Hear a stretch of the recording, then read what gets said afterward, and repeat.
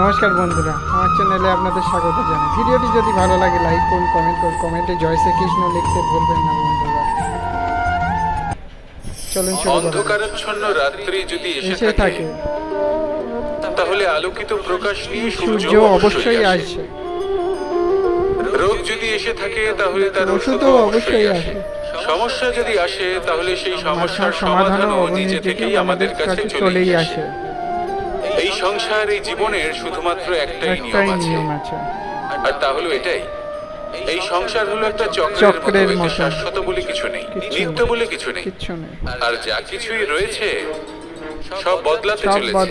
যদি আপনার জীবনে দুঃখ থাকে, তাহলে সমস্যা থাকে, যদি আপনি বিপদ দ্বারা আচ্ছন্ন, তাহলে মনে রাখবেন সবকিছু বদলে যেতে চলেছে। দুঃখের সময় কাঁদবেন না, মনকে আরো দুঃখী করে তুলবেন না, কারণ এখানে যা কিছুই এসেছে তা যাওয়ার জন্যই এসেছে। তাহলে এত চিন্তা কিসের? আনন্দ সহকারে জীবন যাপন করুন, আর আমার সাথে ভালোবেসে বলুন রাধা রাধা। যদি কোনো সিংহ বানরের মতো গাছে চড়তে চেষ্টা করে তাহলে কি হবে? একটা মাছ যদি মাটিতে হাঁটতে চেষ্টা করে তাহলে কি হবে? তারা বিফলই হবে। কিন্তু এরকম কেন হয়? তার কারণ হলো প্রকৃতির রচনা কিছুটা এরকম। এখানে প্রত্যেকটি ব্যক্তিকে, প্রত্যেকটি প্রাণীকে আলাদা আলাদা গুণের অধিকারী করা হয়েছে এবং সকলকে একটা সীমাও প্রদান করা হয়েছে। এবার এই যে বৃক্ষ, পশু পাখি, এদের মধ্যে সেই ক্ষমতাই নেই যে এরা নিজেদের যাচাই করতে পারবে, নিজেদের সীমাগুলো বুঝতে পারবে, নিজেদের সদ্গুণগুলো চিনতে পারবে। এরা সেটা করতে পারবে না। কিন্তু মানুষ তো আলাদা। মানুষের কাছে সেই বিশেষ শক্তি আছে যে তারা পূর্ণরূপে নিজেদের যাচাই করতে পারবে, নিজেকে পূর্ণরূপে বুঝতে পারবে, নিজের দোষ, নিজের অপগুণ, নিজের সদ্গুণ, নিজেদের সীমাগুলো তারা বুঝতে পারবে। আর এটা অত্যন্ত গুরুত্বপূর্ণ। কথায় আছে যে যদি সাফল্য লাভ করতে হয় তাহলে নিজেকে যাচাই করে নিতে হবে।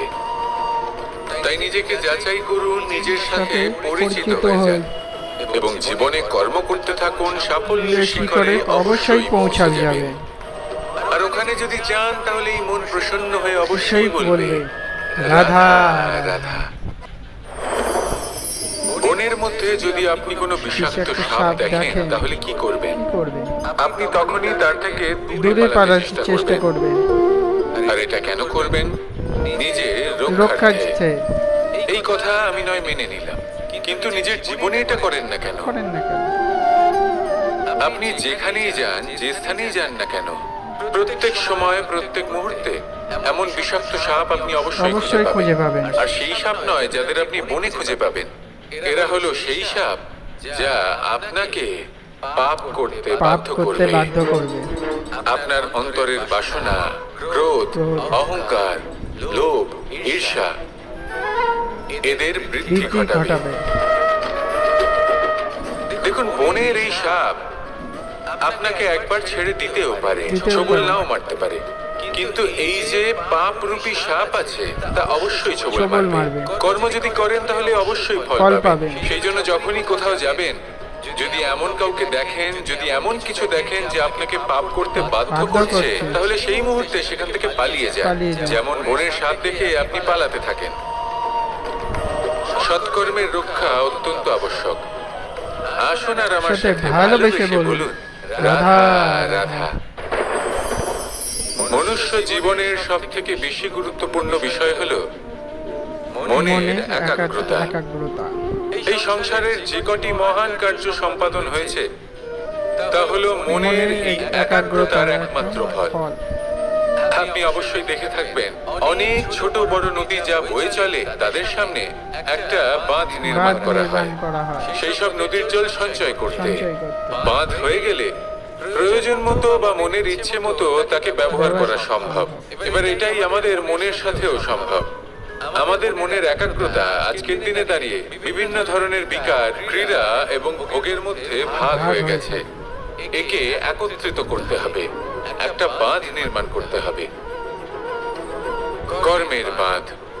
আপনাকে শুধু এটাই করতে হবে যেটা উচিত কর্ম সেটাই করুন, যেটা অনুচিত কর্ম সেটা করা থেকে নিজেকে বিরত রাখুন। ব্যাস, এই কাজটাই আপনি করতে থাকুন, মনের মধ্যে একাগ্রতার বাঁধ নির্মাণ করুন। আর একবার যদি তা নির্মাণ হয়ে যায়, তাহলে যখন চাইবেন, যেখানে চাইবেন, যতটা চাইবেন, একাগ্রতা প্রয়োগ করতে পারবেন। আর একবার যদি আপনি এটা শিখে যান, তাহলে এই সংসারকে বদলে ফেলার মতো কাজ আপনি করতে পারবেন, সমাজকে শুধরাবার মতো কাজ করতে পারবেন। তাহলে এই মনকে একাগ্র করুন আর আমার সাথে ভালোবেসে বলুন, রাধা রাধা। আমরা সবাই ফল খাই, কিন্তু আমাদের সেই ফলই প্রিয় হয় যে পরিপক্ক হয়ে ওঠে, যেটা নম্র হয়, আর যে ফল অনেক বেশি মিষ্টি আর সুস্বাদু হয়ে থাকে, যাদের রঙে বাহার দেখা যায়।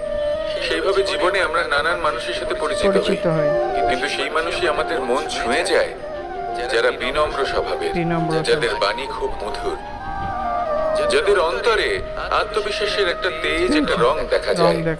এবার এমন ব্যক্তি আমরা কি করে হব? ঠিক সেইভাবেই যেমন একটা ফল রোদ, বর্ষা, শীত, বায়ু, এই সকল সংকটময় পরিস্থিতির সম্মুখীন হয়ে পরিপক্ক হয়ে ওঠে, সেইভাবেই মানুষ সংকটময় পরিস্থিতির সম্মুখীন হয়ে পরিপক্ক হয়ে ওঠে। যদি এই সংকটের সম্মুখীন হন, তাহলে অভিজ্ঞ হবেন, আর এই অভিজ্ঞতাই শিক্ষা দিয়ে যাবে। এই অভিজ্ঞতা আমাদের শিখিয়ে দেয় যে আমাদের বিনম্র থাকতে হবে। অহংকার করে কোনো লাভ নেই। মধুর বাণীর যে কি মূল্য তা আমরা শিখতে পারি।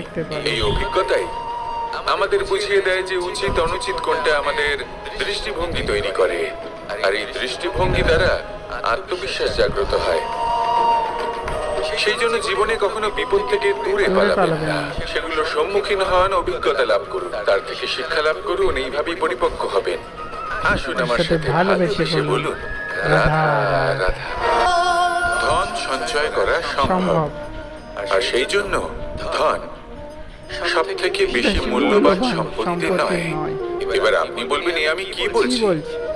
এই ধন খুব মূল্যবান, আমরা সকলে অর্জন করতে ব্যস্ত। সেটা এই কারণে, কারণ আপনারা জানেন না এই সংসারের সব থেকে বেশি মূল্যবান সম্পত্তি কি। এ হলো সেই সম্পত্তি যা কখনো সঞ্চয় করা সম্ভব নয়।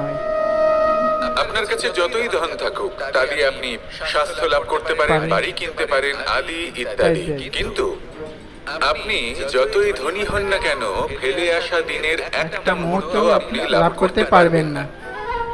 এই একটা মুহূর্ত, এই সময়, এটাই হলো সংসারের সব থেকে মূল্যবান সম্পত্তি।